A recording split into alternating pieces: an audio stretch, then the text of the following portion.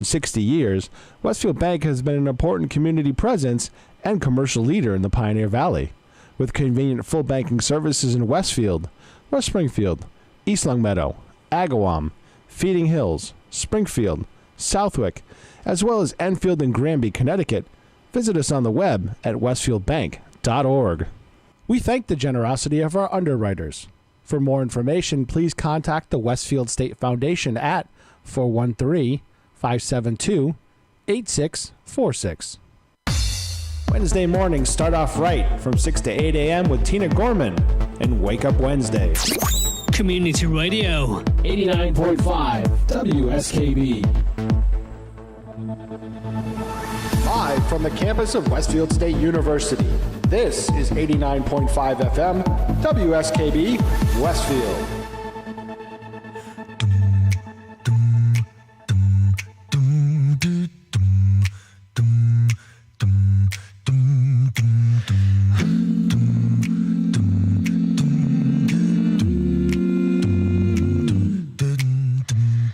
Never know how much I love you. Never know how much I care. When you put your arms around me, I get a fever that's too hot to bear. You give me fever. Fever when you kiss me. Fever when you hold. Good morning, everyone. Welcome to Artsbeat Radio. I'm Mark Auerbach here at 89.5 FM WSKB. Peter Coles is our chief engineer this morning. The music in the background is the Highline Vocal Jazz Group.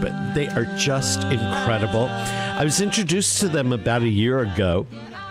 And this morning, in our first half hour, we have Jared Gravely from Highline Vocal Jazz. We're going to learn about a cappella jazz and what's hot in an up-and-coming music group. And in our second half of Art Speak Radio today, Kristen Van Ginhoven from the Wham Theater will be here to talk about the 10th anniversary season and some very exciting news for Wham. You know that Barrington Stage and Berkshire Theater Group and Hartford Stage and Goodspeed send shows to Broadway and other theaters, and Wham is sending its most popular hit from last year on a national tour. So that's in the second half hour.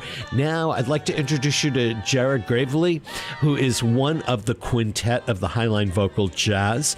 I was introduced to the group actually because one of its members, Chester Martin, was an actor at the Nutmeg Summer Series at Connecticut Repertory Theater, and I had covered several shows that he had been in, and really was amazed by a performance he did in a play called The Laramie Project. So a friend of mine who I had worked with many years ago at Connecticut Ballet had posted to Facebook, "You have to listen to this group." And I recognized Chester Martin and became a real fan of Highline Vocal Jazz. So without any more ado, welcome, Jared.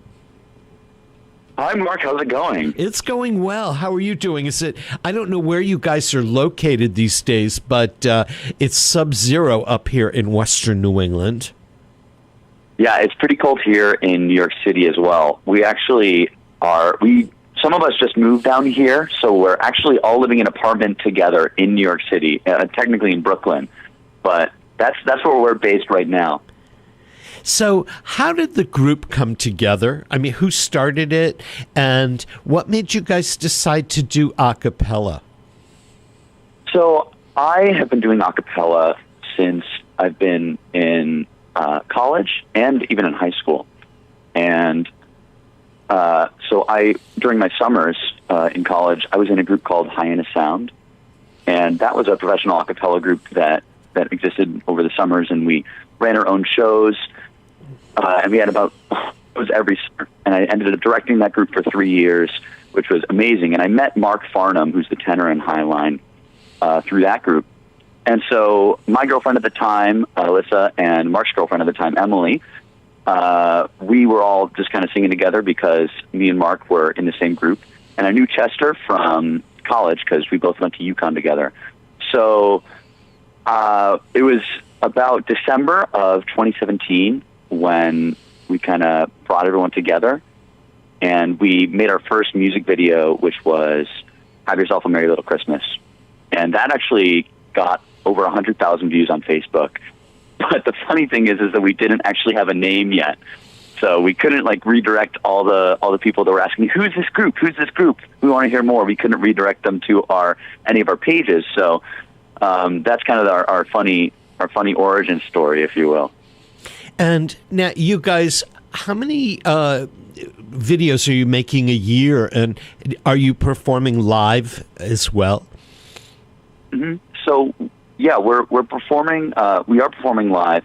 We actually just performed at the Connecticut ACDA conference back in the fall, which was so much fun. And we have upcoming performances too in New York City and in Connecticut as well. We actually have a workshop coming up at Ledyard High School, actually 1 week from today, which we're super excited about because Alyssa is a public school educator. She's a music teacher here in Brooklyn.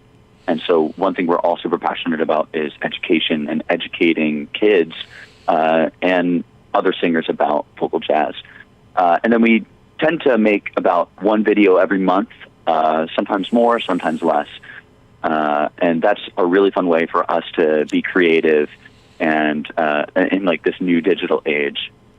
How long does it take you? You pick a song that you decide that you're going to do. How long does it take you to arrange it for a vocal quintet? And how long does it take you, the five of you, to get it into performance mode? So that is a tough question because as an arranger, sometimes it can, you can arrange something in 3 days and it can be great. Sometimes you can arrange something in 3 days and it can be only okay. And then sometimes it can take months to arrange something. Sometimes the fluidity of the creative process is something that really isn't, it's hard to lock down into a process because it's always different. But I'd say around 2 weeks is usually how long it takes to arrange something. And what about rehearse it? I mean, do you actually write your arrangement down? I mean, you're all musicians and you all read music, but do you write it down or do you improvise it until you've got it right? So, well, one thing about jazz is that it is really improvisatory, which we really enjoy because it brings such a thrill to live performance. If you've ever been at a live concert and you hear some improvisation, it brings this kind of revitalized energy to the performance. But, something about jazz as well, especially being singers, is that, it's got all these kind of complex chords that, in order to, sing those properly and bring jazz to the arrangement, it takes kind of a premeditation on the chords. So typically we do, Mark, Emily, and I are the arrangers for the group, and so we usually will write out the arrangement beforehand, and we'll denotate the sections that are supposed to be improvised, usually a scat section with some chords in the back, and then some, a walking bass line underneath. Who does your videos? So we actually do all of our videos ourselves. We'll usually have a friend film it, but Mark is a freelance audio video engineer, which is amazing. He's so talented at what he does. And so what we'll do is we'll actually record all of our parts in his closet as a makeshift studio, and he'll get all the video and he'll do all the editing. And it's been a really fun process because we all kind of get to be creative. We'll all sit in the room together, and Mark's like a short computer shortcut ninja, so he'll be working super quickly, but we'll all have this input. Oh, what if we cut to this shot here? And so it's been a really fun journey for us to kind of learn how to, be creative with video, because we all kind of have some experience with music, but video is a totally new foray for most of us. And when you do a live performance, because, most of the stuff that I've seen, and I would assume others have seen it on your YouTube or Facebook page, and we should tell people what those pages are, because if they're listening right now and they want to go check you guys out, can you give them your YouTube and Facebook? Yeah, of course. Yeah, we can do that right now. Our YouTube is Highline Vocal Jazz. Our Facebook is also Highline Vocal Jazz. And our website, which we're really excited about, is highlinevocalJazz.com. So it's all really the same thing. If you look us up, you'll find us. We have a bunch of videos on YouTube. We're always posting on Facebook and Instagram, which is also Highline Vocal Jazz. And our website has a bunch of information about us, about our Patreon page, which helps us produce our videos. So it's all kind of the same thing. Highline Vocal Jazz.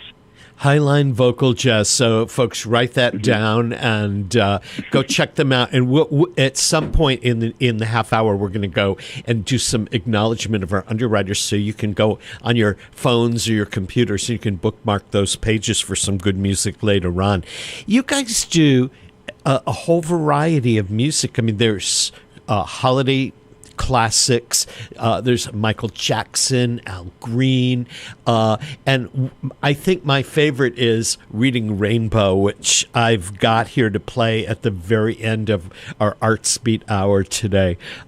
Who chooses the music? So we all have that input, and as an arranger, one of the most important things when you're arranging something is that you're inspired by the song. So I actually sang an arrangement with a group that I'm in here in New York City of Reading Rainbow, and I thought, oh my gosh, this would be perfect for Highline, because we all grew up watching Reading Rainbow, and the song it's such a nostalgic song, and one of the amazing things about this time in history is the amazing diaspora of music that we're allowed to listen to and enjoy. And one of the amazing things about jazz is that it actually kind of started out as being a thing where you would take a song. If you recall Miles Davis, My Favorite Things, that was a musical at the time, and he made it totally different, and it's just amazing to be able to take these songs that we really enjoy, and make them our own. When did you first realize that you liked music as a performer? That is a tricky question. I guess it's always an evolution.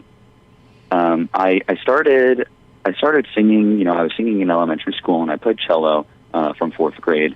But actually, my mom was always worried that I never really listened to music for fun, and it wasn't really a thing that I really enjoyed until I went to college as a computer science major, and I had an internship where I was coding for 8 hours a day, and I was living for the times that I was in the Yukon Chamber Singers and with my a cappella group, and that was kind of the thing that was like, wow, if I have to do this and not this, then I don't know what I'm going to do. So it was kind of an evolution, and it still is. It's, as a musician, it's sometimes hard to constantly remind yourself that this is something you want to do, because it's a really tough journey. You're constantly exposing yourself to your struggles as a musician, and it's kind of a tough inner journey as a musician, but it's really rewarding as well. So I guess you could say around college, but also in high school, I really, really loved music as well, and that was where I kind of first was introduced to a cappella through my group B Sharp, and to choir through the Conard High School Chamber Singers, which was great. So you do a cappella, but you also do choir and other kinds of vocal. Is there were you trained in a cappella, or is it something that you kind of worked your way into? Yeah, so there's acapella is a relatively new thing, so there isn't really a pedagogy for acapella like there is for classical voice. So I guess I wasn't formally trained in acapella, but I was in an acapella group in high school. I was in a group in college, and I was in a professional group during my summers in college, which I ended up directing. And I guess that kind of practice. Well, you might not have a formal teacher. You kind of end up, learning a little bit of what you're doing and gaining some sort of confidence in that. Do you guys have a vocal coach, or do you take voice classes to keep your voices in shape when you're doing a cappella, or can you kind of do you not need that rigidity in terms of technique to make it work?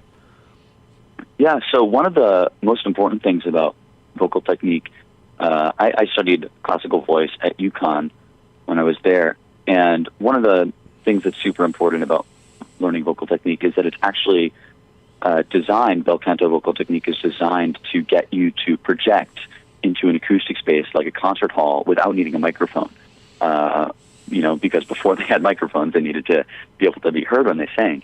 But the thing is, as a cappella singers, we don't really have to project over large distances without microphones. So most of what we're doing is we're internalizing stylings, like listening to Ella Fitzgerald, for example, and thinking, oh wow, I love the way she's saying that, and imitating her and imitating other artists. So it's more about the styling, which we can coach each other on all the time, than it is about having a seasoned voice coach that knows exactly how to produce like the vowels that will cut through a concert hall. Okay, we're talking with Jared Gravely from Highline Vocal Jazz, and this is Artsbeat Radio. We're going to take a very quick break to acknowledge the underwriters who support community radio programming here on 89.5 FM WSKB. I'm Mark Auerbach. This is Artsbeat Radio. Our chief engineer this morning is Peter Coles, and we'll be right back. One of our underwriters here at WSKB's Community Radio is Carson Center for Health and Human Services, a nonprofit organization located at 20 Broad Street in Westfield. They provided behavioral health and rehabilitation services in communities throughout Western Massachusetts since 1963. There are services for children, adolescents, adults, families, and couples. You can find them on the web at carsoncenter.org or at 413-572-4132. Give a Hoot Day 2019. Fellow Westfield State students and alumni, please join us for this year's Give a Hoot Day on April 10th and 11th. The Give a Hoot event plans to focus 1,839 minutes of their efforts on encouraging donor participation in support of securing the best possible future for the university as well as its current students. This year, Give a Hoot Day is putting emphasis on increasing student participation with the event. For Give a Hoot Day, donation jars will be located in both Wilson Cafe and the Dining Commons, one for each class, as a fun way to raise money for the university. When placing a donation, students will have the chance to write down their name and graduation year. The class with the most students who participated will win a cash prize for their class council. Hashtag Give a Hoot Day will be held on April 10th and 11th this year at Westfield State University. We are encouraging all students to wear their Westfield State University gear on these days to help showcase their school pride and sense of community. We thank the generosity of our underwriters.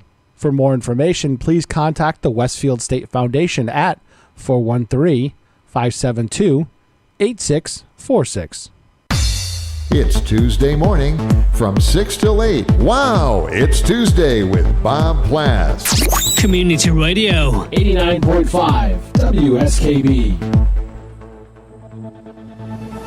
Live from the campus of Westfield State University, this is 89.5 FM WSKB Westfield. Welcome back to Artsbeat Radio, everyone. I'm Mark Auerbach. Peter Coles is our engineer. We're chatting with Jared Gravely from Highline Vocal Jazz. And in our next half hour, we'll be talking with Kristen Van Ginhoven, who's the artistic director and co-founder of Wham Theater in the Berkshires. Wham is celebrating its 10th anniversary. They've got some really good stuff going. And next week on Artsbeat Radio, for the entire hour, we'll be joined by Kate McGuire, who's the CEO and artistic director of Berkshire Theater Group. And one thing that I learned is the Massachusetts Cultural Council has the Commonwealth Arts Award honoring the best contributors to the arts in Massachusetts. And the finalists for that award have been announced, and Kate McGuire's one of the finalists and one of two people from Western Massachusetts to be honored. So that's next week on Artsbeat Radio. And now back with Jared Gravely with Highline Vocal Jazz. Jared, if you had a wish list of music that you guys could arrange and perform, are there any songs or composers that are on that wish list right now? Oh man, there are so many. one of the tricky things is that as vocalists, it's hard to do songs that don't have vocalists. So I actually grew up listening to a lot of Pat Metheny. That might not be a super recognizable name, but he is one of the most amazing jazz guitarists of today. And so growing up on his music, I would love to perform that. We also we want to be performing more pop music, more traditional jazz. We want to be performing more choral music. So I guess just kind of branching out into all these different areas is it's hard to name specific artists because we just want to do so much. We're a relatively new group, so we're still kind of building our repertoire, which kind of gives us this artistic freedom, which we're really enjoying right now. How many songs do you have in your repertoire? I know you've got a bunch of recordings that are out there, like on YouTube, but do you have other stuff that you can actually do a live concert and give people 10 songs or more? Oh, yeah. We've got, so the cool thing is that we're doing some concerts coming up in this year and the next. And, while we have, we have some arrangements from the Real Group. We have some New York Voices arrangements, and we love to do those. But we also, we're working on building up our own repertoire. So we have about, I believe we have about somewhere between 9 to 12 arrangements that are just ours, arranged by us, depending on whether or not you want to include our holiday repertoire. So you guys are using your apartment that you share as a studio. Do you have to create music to keep the neighbors at bay so they go, well, if I'm going to hear you guys practicing at 2 a.m, I'll get a little Sondheim or I'll get a little Gershwin or something like that?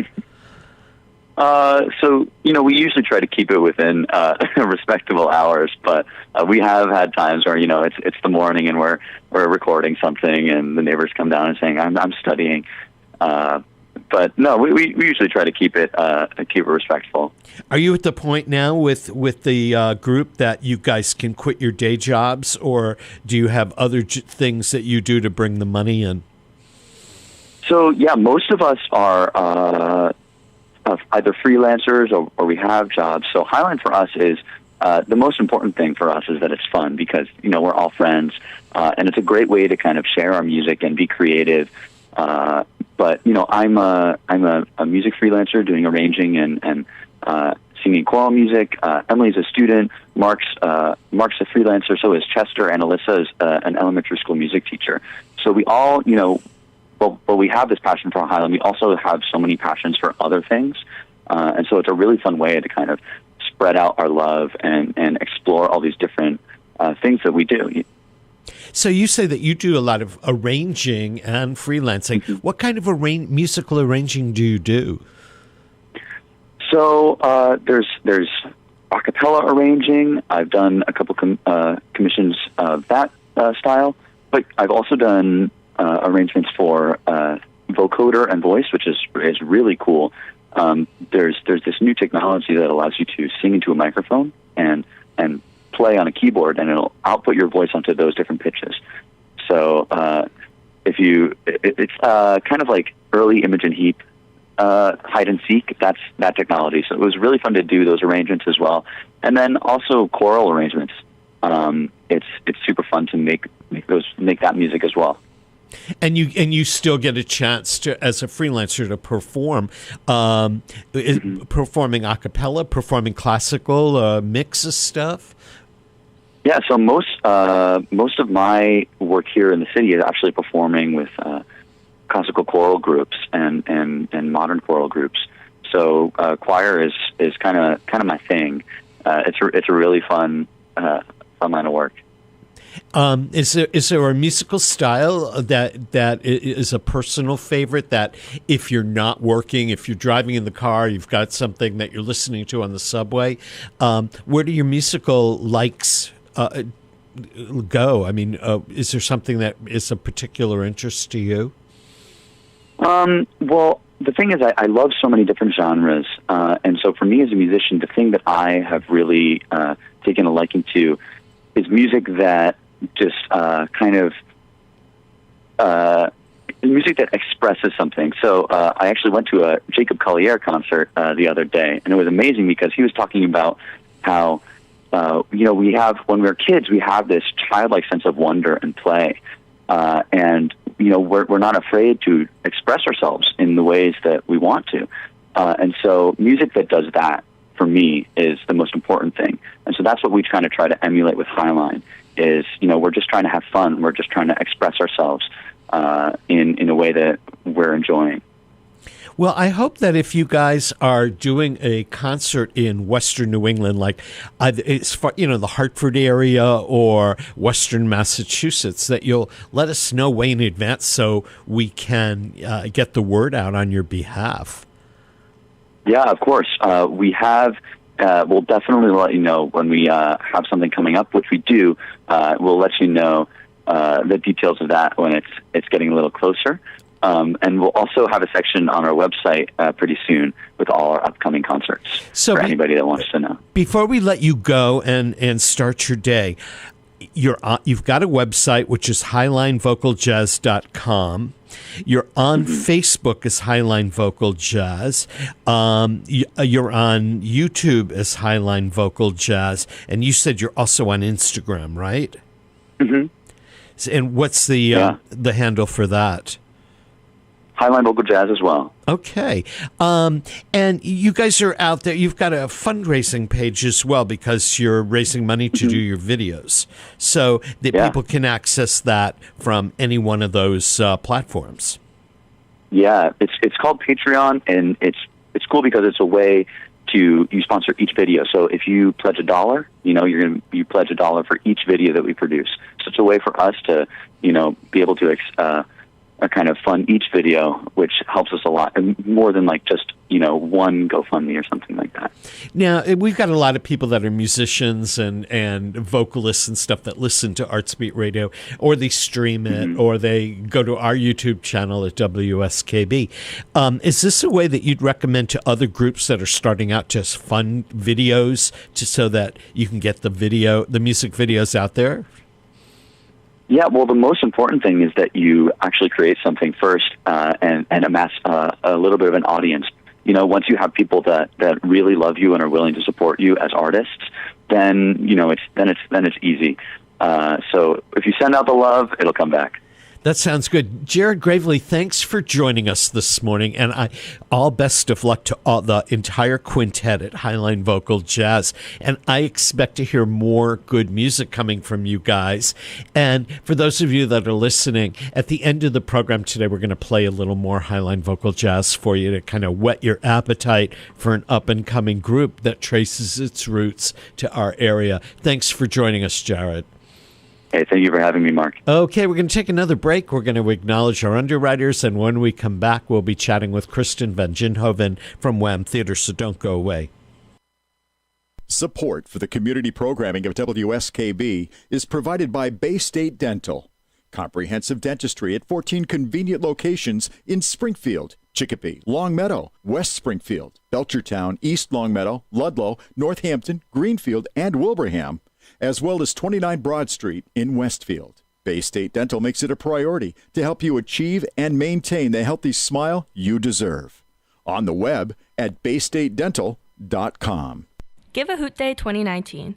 Fellow Westfield State students and alumni, please join us for this year's Give a Hoot Day on April 10th and 11th.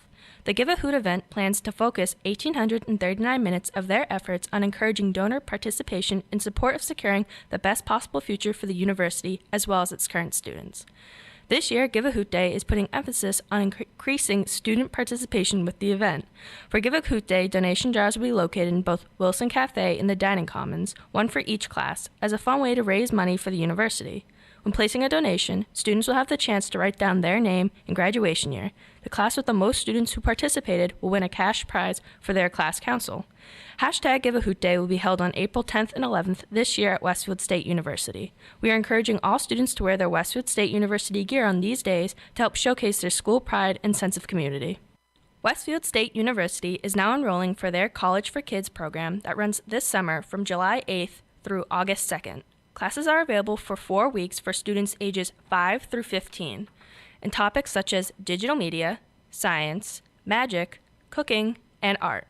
To register online for the courses, visit our website at www.westfield.ma.edu/CFK. We thank the generosity of our underwriters. For more information, please contact the Westfield State Foundation at 413-572-8646.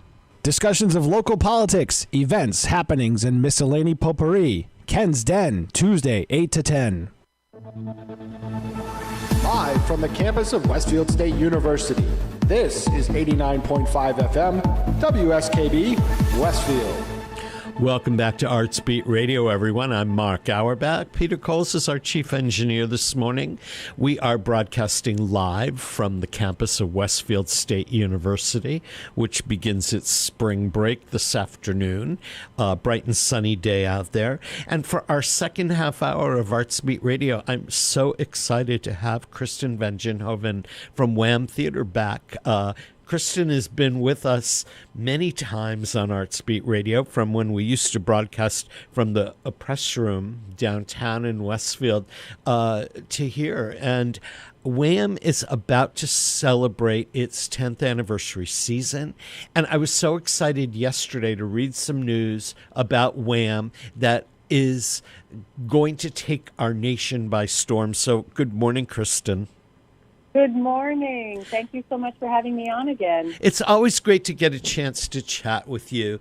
And I'm real excited because yesterday Wham announced that its probably most popular production of all times, which was Holland Taylor's play Anne, the story of Texas Governor Ann Richards, has a future. So why don't you share that good news with everyone?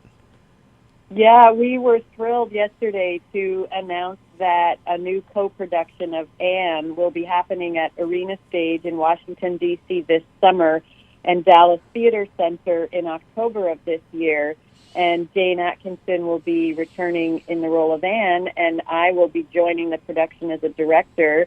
And we actually also have the whole original design team coming back to create this new co-production of the show.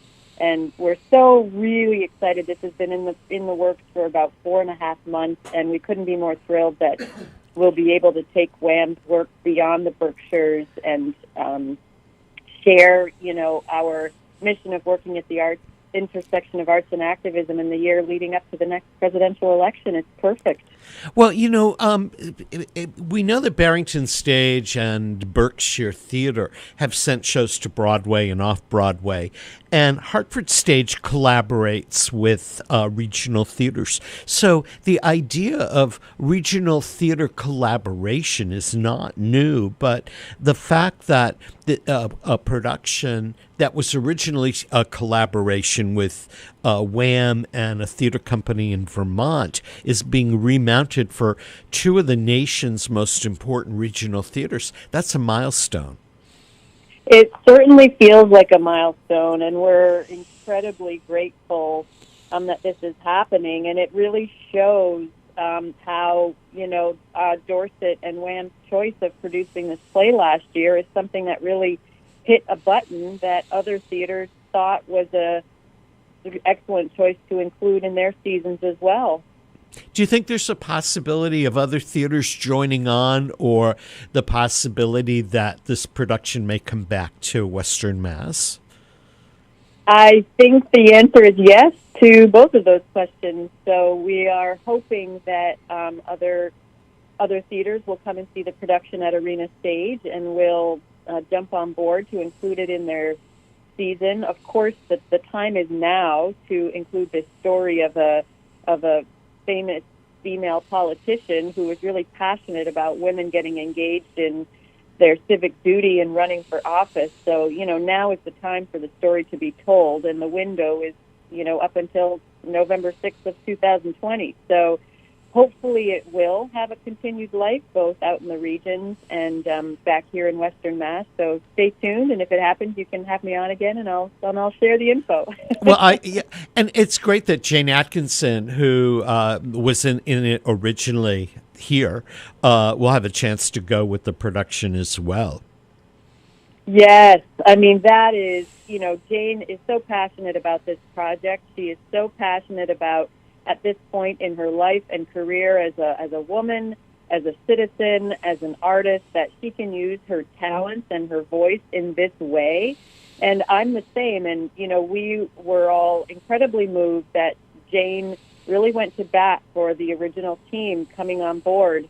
It's an excellent team. We all click very well. And it says a lot that these two significant regional theaters, really welcomed the whole original team with open arms and said, yep, we want all of you to come and take the production you did as a basis. But this is a whole new production. We're re-envisioning the whole thing. We are, using the choices we made at Wham and Dorset as a first draft, but it is a new production completely. Yeah, I was going to ask, are you all of you going back to the drawing board based on what you did, or are you recreating what you did? Because that's a very significant difference. Yeah, we are going back to the drawing board, and we're taking what we did as a learning experience. And, it's very exciting because we get to take trips to the two theaters to see the spaces. And, obviously there are more resources and more staff and all that stuff to kind of make our vision a reality. So it's a very exciting opportunity. And I think what we all love the most is that it's so aligned with Wham's mission. It's so aligned with the artist's values and integrities across the board. And I think all of us, myself included, it's, as an artist, of course, it's a dream come true to be able to work at these large regional theaters. So many artists spend their lives, hoping for moments like this. But what I truly am excited about is that this aligns my own personal values about arts and activism so perfectly. And I just thank the universe that this has happened, and it's a result of, hard work and luck and things happening at the right time, at the right place. And, we just hope that, for me, myself, as a new citizen of this country and as the artistic director of Wham, I can't think of a better way to contribute to my civic participation leading up to the next election. So I'm incredibly grateful and excited that I have this opportunity. It's a career highlight for sure. And we should probably mention that Anne, which is the story of the Texas Governor Ann Richards, was written by Holland Taylor, who is an actor probably best known for some of her television work. Have you had the opportunity through the creation of Anne previously to get her input? Has she been involved in any way? Yeah, I actually just had another hour-long conversation with her yesterday, and I thought, isn't this fantastic? I'm sitting in the Wham office in Lenox talking to Holland Taylor in Los Angeles. She's so excited and enthusiastic about this production. She holds it very close to her heart, of course. She feels a sense of responsibility to the legacy of Ann Richards, and she's so thrilled that somebody of Jane's acting caliber and career is taking on this role. And she is there for us. We have her blessing. We're able to reach out to her with any questions, and she wants us to create our own production, and Jane to kind of put on her own Anne's shoes. And yeah, she's just thrilled that it's happening. I mean, this is she wrote the play so it could go out in the world and accomplish these things. So she is delighted. And when will you all start rehearsing, and has the design team started reconfiguring the show? I guess the two theaters are rather different in size and shape. When I was a student in Washington, D.C., I went to Arena Stage all the time, and there were several theaters. One was an arena, and one was a more traditional proscenium. I've never been to the Dallas Theater Center, but you have to build this show to fit in different spaces. Yeah, we are. But the two theaters that we're going to are actually surprisingly similar. That we are going to the proscenium theaters in both places. So we have, we're at the Krieger Theater at Arena Stage and the Kalita Theater at Dallas Theater Center. And those are both proscenium arch theaters that, we'll be going to see. They're similar sizes in terms of audience. They have they're They're similarly laid out in terms of their ground plans and that sort of thing. So we have started unofficial design meetings. Jane, Juliana, the scenic designer, and Andy Lyons, the lighting designer, and myself a couple of nights ago had a phone conversation, and Juliana, the scenic designer, had already done some renderings.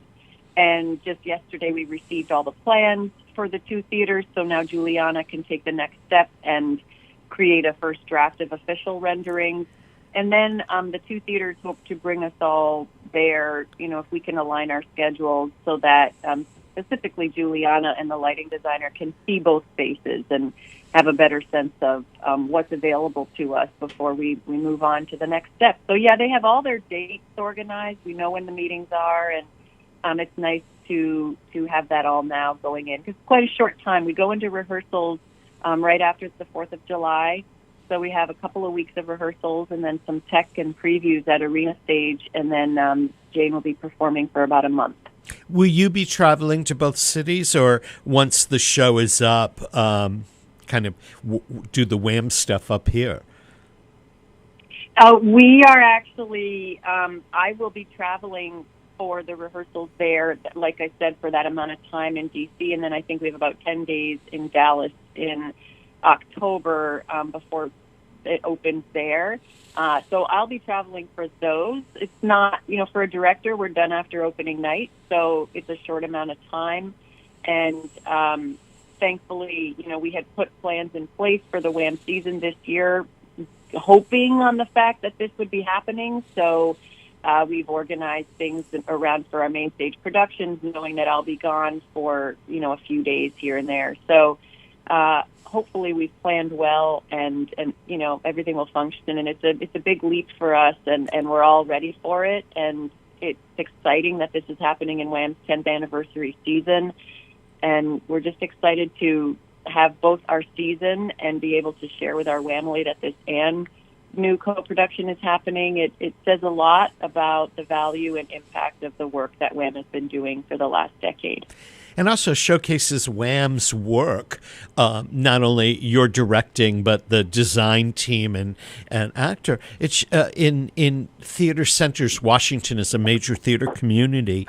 Dallas less so, but a lot of people that have heard about Wham but never seen what Wham actually does in Washington will get that opportunity.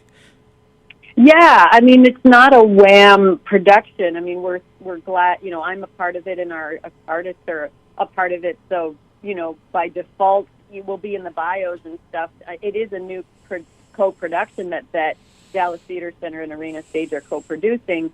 But, of course, they are influenced by our mission, and we're already in conversations about local activist organizations that we can be in contact with when we're there, who might be able to benefit from the production in different ways, just like how Wham does. I'm not sure that they'll have a beneficiary for the show, but I know that like Arena Stage is already talking with an organization called Running Start about having a fundraising evening. And so that part of the Wham mission that I had always hoped could be adopted by other theaters, and that other theaters would see the value of taking on a role as philanthropists and social entrepreneurs. This is a really interesting way to see how larger regional theaters might be able to adopt that model and adapt it to serve their own missions and, fit within their own resources. So I'm excited. I'm very excited for that. Well, I'm personally very excited to see this happen too. So congratulations.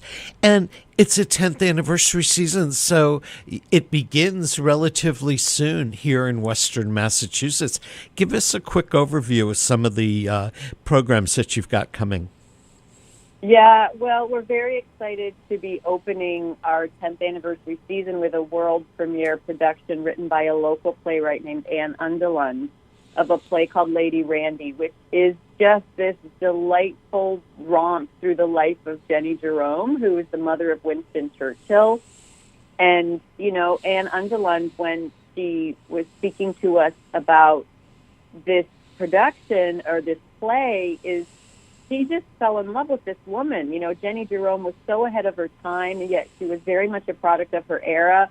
she was first in this line of what's called dollar princesses.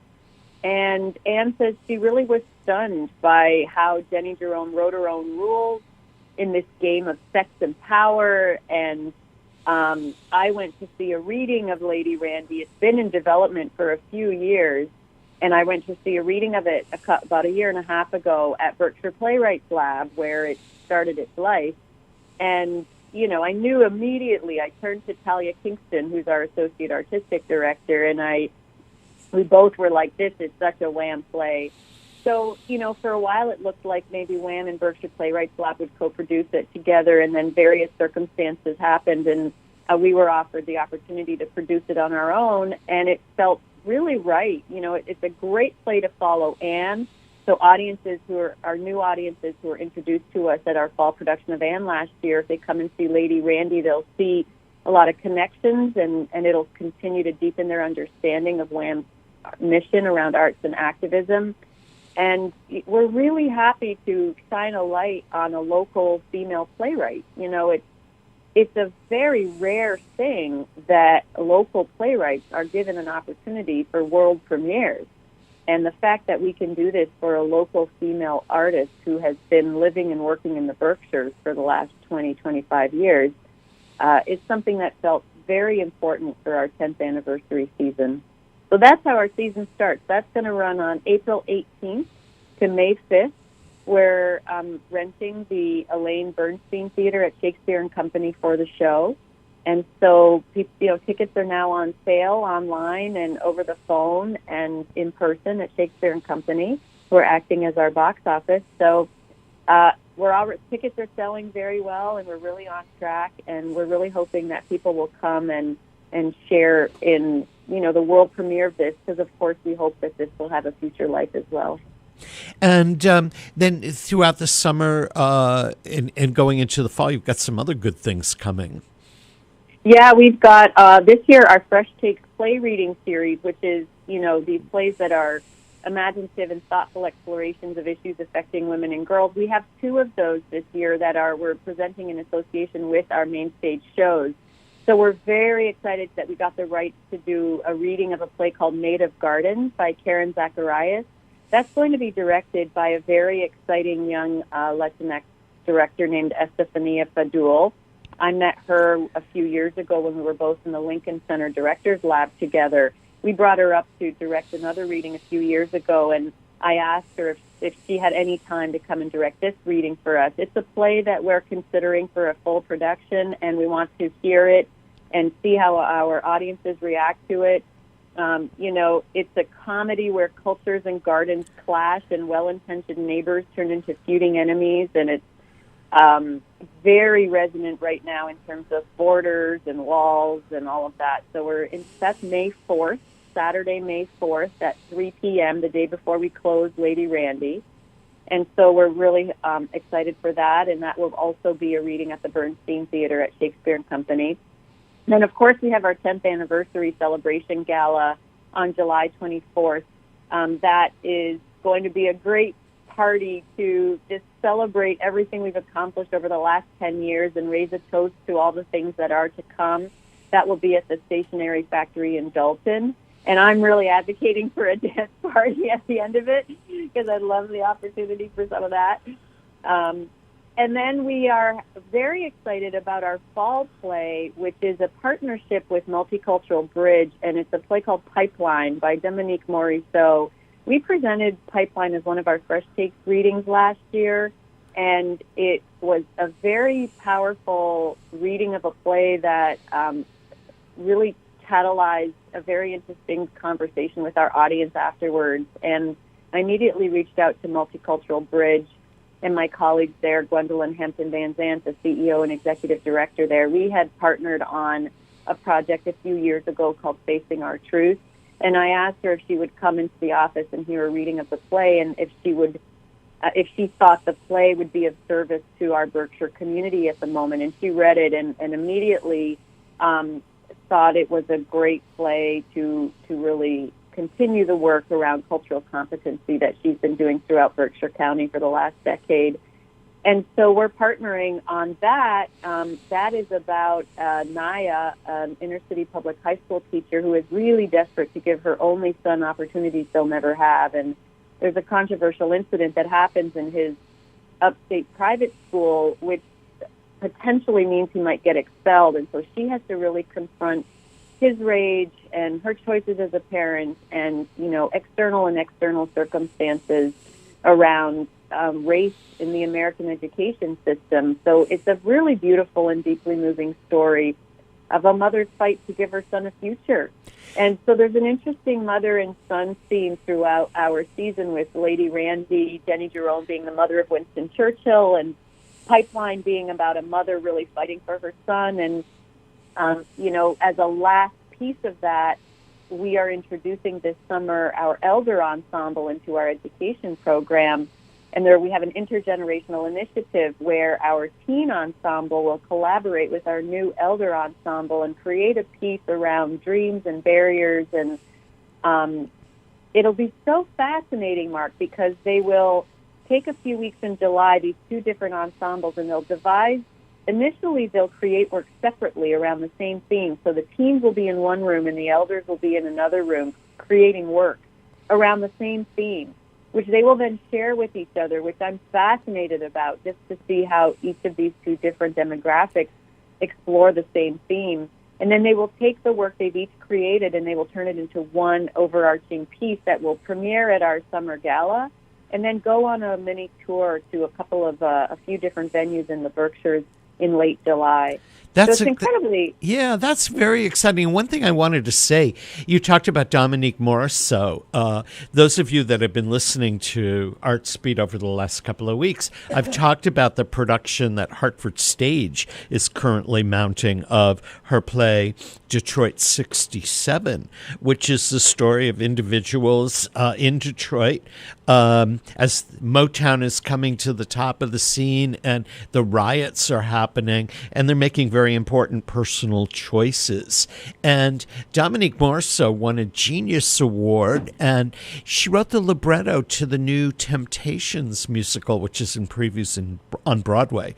A real voice in American theater. So I think you all are very lucky to have that opportunity to do one of her works.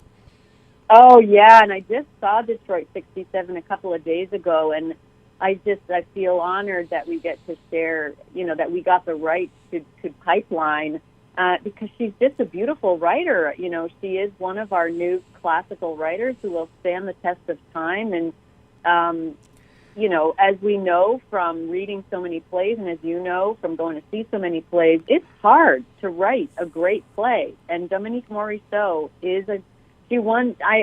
when I finished watching Detroit 67, I said, yep, I understand why this woman just won the MacArthur Genius Grant.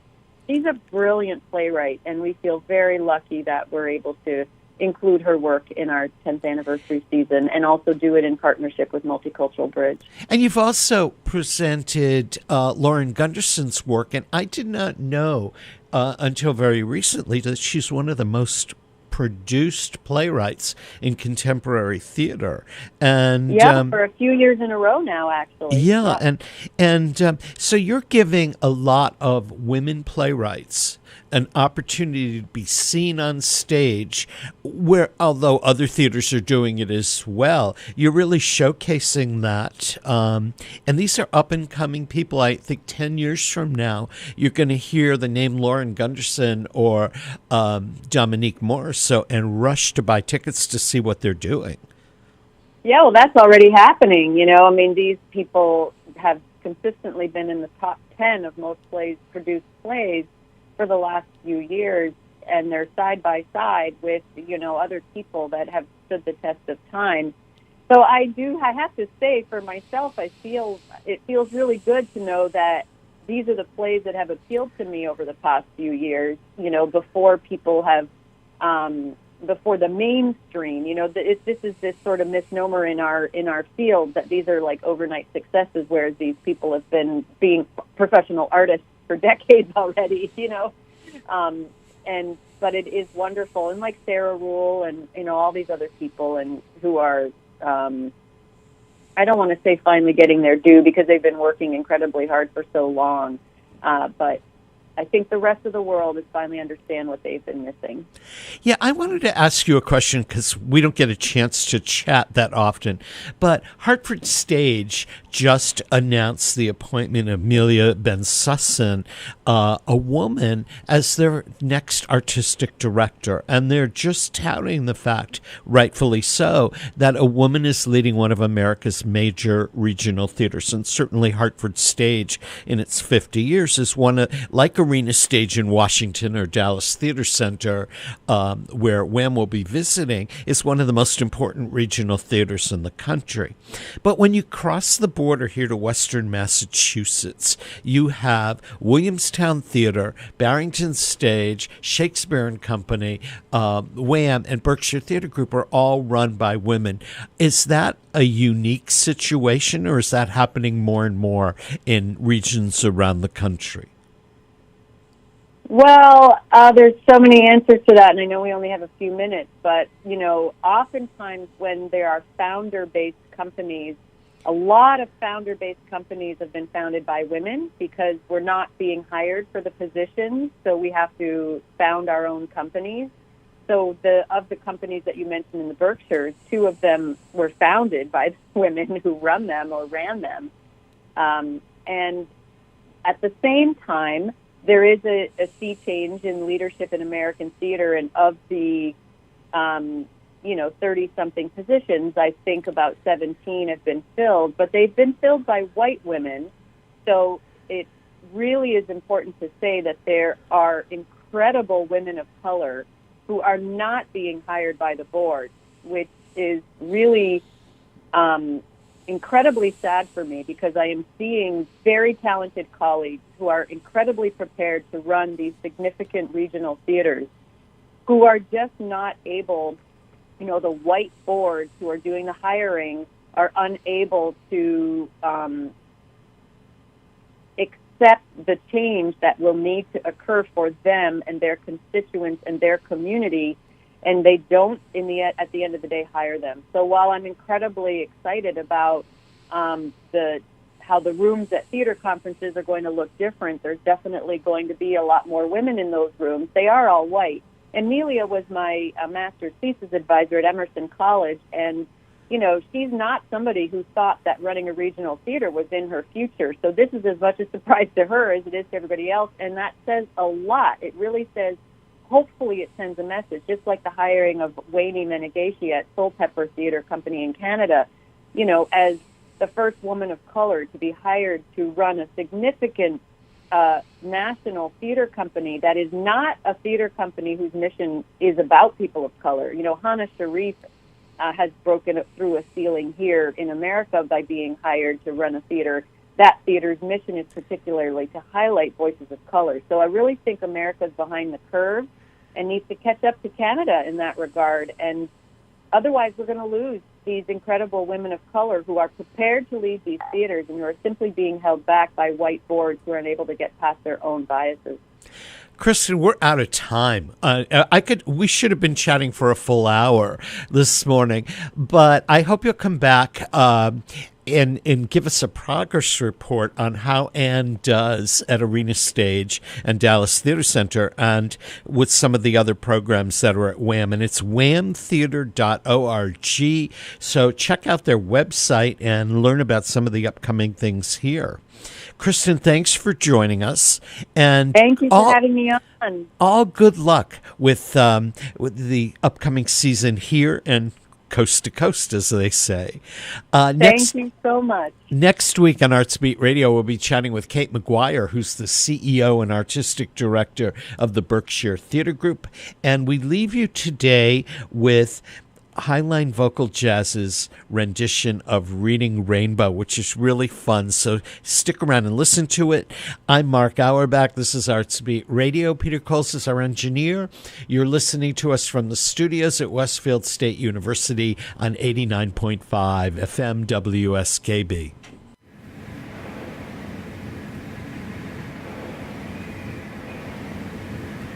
Some other books that you might like, but you don't have to take my word. Reading Rainbow.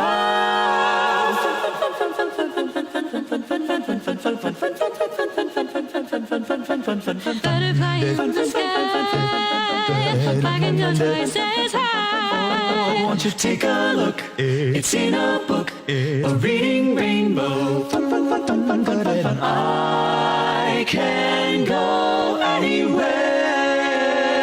You know there's friends to know and ways to grow. It's a reading rainbow, reading rainbow. I can be anything. Fun, fun, fun, fun, fun, fun, fun, fun. Take a look. It's in a book, a reading rainbow. It's reading rainbow.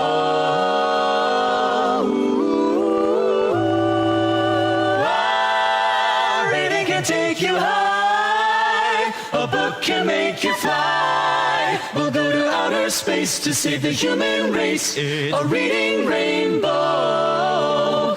I can go anywhere. Oh, I can be anyone. I can do anything if you'd only learn the key, and then you'll see it's a reading rainbow. Reading rainbow. Take a look. It's in a book. It's a reading rainbow. Reading rainbow. Reading rainbow. Reading rainbow. Reading rainbow. Reading, reading, reading, reading rainbow. Reading rainbow.